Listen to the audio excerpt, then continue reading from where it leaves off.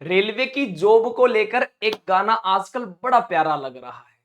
साजन मेरा उस पार है, मिलने को दिल बड़ा बेकरार है। अब ये दिल कितना बेकरार है सरकारी नौकरी लेने के लिए, अपने साजन रेलवे से मिलने के लिए, इस बात को या तो आप लोग जानते हैं या फिर आपका भगवान जानता है। मैं आपका होस्ट एंड दोस्त ललित राजपूत स्वागत करता हूं आपके अपने प्लेटफॉर्म टेक्स्ट बुक रेलवे पे। प्यारे साथियों, आपके कुछ क्वेश्चन थे और वो क्वेश्चन ये थे कि सर एडमिट कार्ड कब आएगा, हमने इस भाषा में फॉर्म भरा है और हमारा पेपर किस भाषा में होगा। मतलब बहुत सारे क्वेश्चन थे, वो काफी सारी बहनों के भी थे और भाइयों के भी थे। तो एक बार उन चीजों के आधारित मैं आप लोगों के साथ में बातें करने के लिए जुड़ा हूं। याद रखना, इस वीडियो का मकसद आप लोगों तक एक सटीक और सही इंफॉर्मेशन आप लोगों तक साझा करना है, किसी भी चीज का एडवर्टाइजमेंट करना नहीं है। अगर आपको वीडियो पसंद आई तो जरूर देखना, ठीक है, आपके लिए है। दो तीन क्वेश्चन थे। क्वेश्चन ये था कि सर एडमिट कार्ड कब जारी होंगे, होम टाउन से एग्जाम कितनी दूरी पर होगा, जो आपका होम टाउन है उसे कितनी डिस्टेंस पे आपका एग्जाम होगा, क्योंकि अब नियर बाई में अब पेपर आ रहा है ना, तो भाई ऐसी टेंशन होना लाजमी है। फॉर्म भरते समय मैंने भाषा जो है, लैंग्वेज जो वो बंगाली चूज किया था। क्या मेरा पेपर हिंदी भाषा में आएगा या फिर मैं हिंदी भाषा में दे सकती हूं या दे सकता हूं, ये क्वेश्चन आप लोगों के मेरे से पूछे गए थे। काफी सारे क्वेश्चन आए, तो इसलिए मैंने सोचा कि 5-7 मिनट की एक वीडियो बना के ही, हो सकता है कि बहुत सारे भाइयों बहनों के क्वेश्चन हो, तो मैं एक बार साझा कर लेता हूं। सबसे पहला क्वेश्चन था कि एडमिट कार्ड जो है वो कब जारी होंगे। तो आप लोगों को पता है कि एडमिट कार्ड जारी होंगे, इसके बारे में विद इन डिटेल से बातें कर ली गई थी। फिर भी आप लोग जानते हैं कि सबसे पहले एएलपी का पेपर है, और एएलपी का पेपर कब है, तो आप लोग कहोगे 25 नवंबर को है। अब 25 तारीख में से 10 घटाएंगे तो आप लोग कहोगे कि सर हमारे पास में एक तारीख आ जाएगी जिसको कहेंगे 15 नवंबर। तो 15 नवंबर को आपको पता चल जाएगी आपकी एग्जाम सिटी।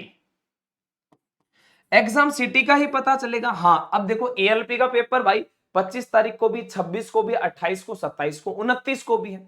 तो 10 दिन पहले आपको यह पता चल जाएगा कि भाई आपका पेपर जो है वो आपके होम टाउन से कितनी दूरी पर है, पहली बात, और किस तारीख को है। बात समझ में आ गई क्या?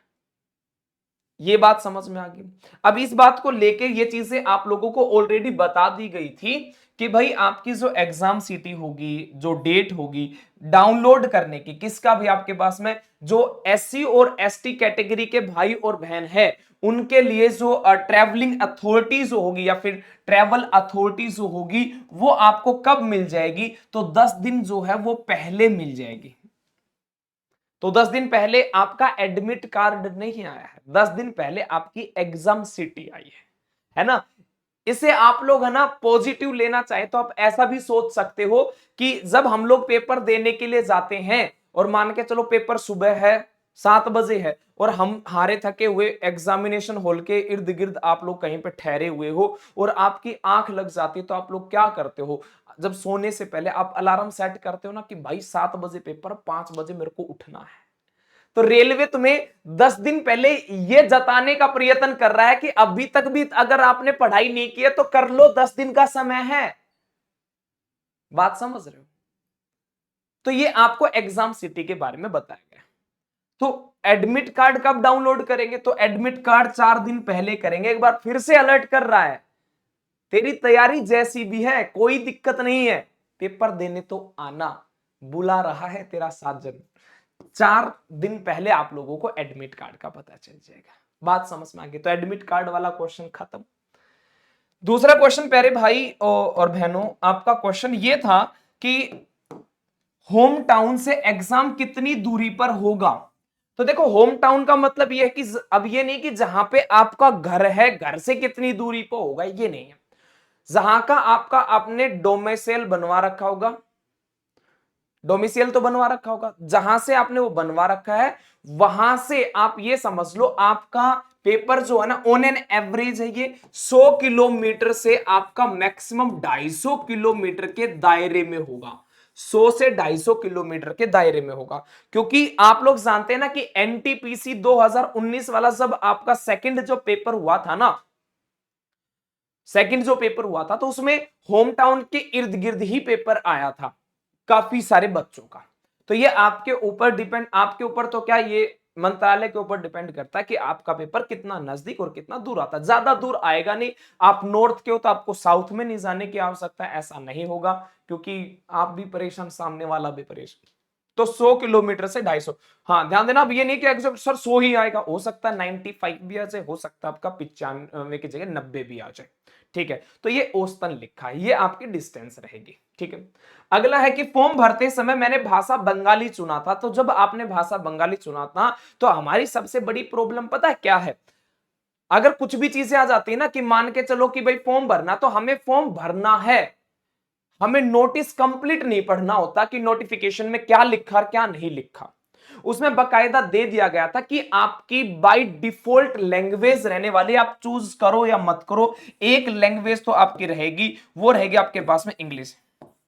ये लैंग्वेज तो आपकी रहेगी ही रहेगी, ये भाषा आपकी तय है। उसके अलावा उसके अदर लैंग्वेज जो रहेगी वो आपकी रीजनल लैंग्वेज रहेगी। आप हिंदी को चुनते हो, आप बंगाली को चुनते हो, आप उड़िया को, उड़ीसा वाली लैंग्वेज उड़िया को चूज करते हो, आप गुजराती को चूज करते हो, या फिर आप उर्दू को चूज करते हो, वो आपकी सेकंड मतलब आप लोगों की लैंग्वेज रहेगी। तो पेपर एक भाषा तो आपकी फिक्स है, इंग्लिश रहेगा, दूसरा आपने जो चुना होगा उसी भाषा में आएगा जी। ठीक है, भाषा में कोई बदलाव अब कर सकते हैं, अब कोई बदलाव नहीं कर सकते, क्योंकि बदलाव पहले ही हो सकते थे, अगर आपने किया है तो वेल एंड गुड है, डन। तो तीसरा भी आप लोगों को चीजें पता चल गई होंगी। अगर आपका एएलपी से संबंधित, टेक्नीशियन से संबंधित कोई भी क्वेश्चन है, किसी भी प्रकार का कोई भी क्वेश्चन है, या फिर आपका जेई से संबंधित क्वेश्चन है, आपका आरपीएफ से संबंधित क्वेश्चन, कोई भी क्वेश्चन है, तो आप कमेंट बॉक्स में कमेंट कर देना। प्रत्येक छोटे भाई बहन का, प्रत्येक भाई का क्वेश्चन का आंसर मैं स्वयं दूंगा भाई। बात समझ में आ गई, डन है। प्रत्येक साथी तक ये वीडियो को साझा कर देना। वेटेज आप लोग जानते हैं कि साइंस का अच्छा खासा वेटेज है, साइंस का तगड़े वाला वेटेज है।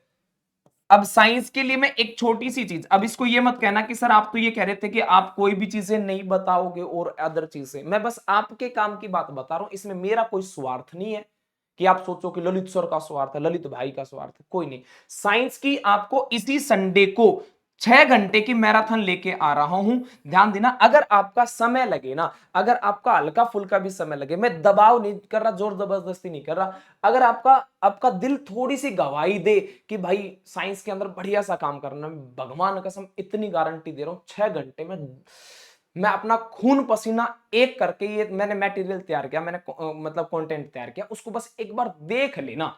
अगर तुम्हें चीजें पसंद आए तो फिर पूरी देख लेना, नहीं पसंद आए तो फिर कोई दिक्कत वाली बात नहीं।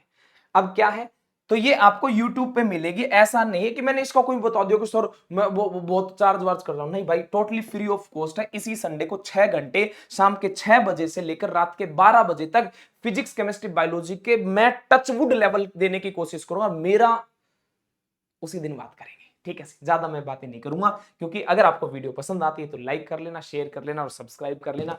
भाई आपका और मेरा एक ही उद्देश्य है, वो है सरकारी नौकरी पाना। आपका पेपर एक दिन का हो सकता है, पर एक दिन का पेपर नहीं है, ये बात याद रखना। आपका पेपर एक दिन का जो आप लोग डिसाइड कर रहे हो ना, एक दिन का, वो आपका 60 साल का भविष्य तय कर रहा है, आपकी 3 जनरेशन को तय कर रहा है। इस बात को सोच समझ के तैयारी करना। ठीक है जी, जय हिंद जय भारत। बड़ा अच्छा लगा। अगर और भी कोई क्वेश्चन है छोटे भाई बहनों का, आप कमेंट बॉक्स में एक बार कर देना। ठीक है जी, राम राम सारे भाई बहनों को, रेलवे वालों सिस्टम को हैंग कर दो भाई। ठीक है, राम राम भाई।